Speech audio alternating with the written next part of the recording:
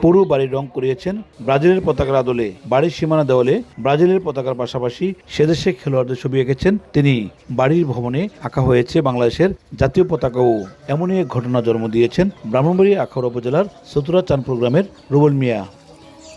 এদিকে বাড়িটিকে এক নজর দেখতে দূরদূরান্ত থেকে ব্রাজিল সমর্থকরা ছুটে আসছেন। কেউ ছবি তুলছেন, কেউ নিজ দলের প্রতীক হিসেবে স্মার্টফোনে বাড়িটির ছবি ধারণ করে নিচ্ছেন।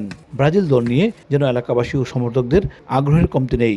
আমার ছোট ভাই ছোটবেলা থেকেই আপনার এই ব্রাজিলের সাপোর্ট, আমরাও ব্রাজিলের সাপোর্ট।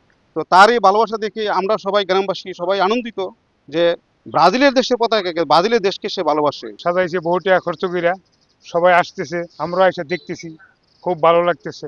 এদিকে ব্রাজিল সমর্থক ও বাড়ির মালিক বিশিষ্ট সমাজসেবক রুবেল মিয়া জানান, নিজ দলের প্রতি ভালোবাসা থেকে পরিবারের সমর্থনে বাড়িটি ব্রাজিল রঙে রাঙানো হয়েছে। বাড়িটি রং করতে প্রায় 1.5 লাখ টাকার বেশি খরচ হয়েছে। রুবেলের প্রত্যাশা, এবার বিশ্বকাপের জন্য তার প্রিয় দল ব্রাজিল জয়ী হন।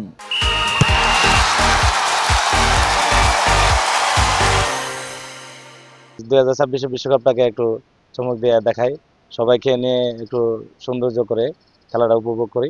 এবারে প্রত্যাশা আছে যে 2026 বিশ্বকাপে আমরা ব্রাজিল একটু জয়লাভ করবে। বাড়িটির কারণে এলাকার চারদিকে ব্রাজিল বাড়ি হিসেবে পরিচিত হয়ে উঠেছে।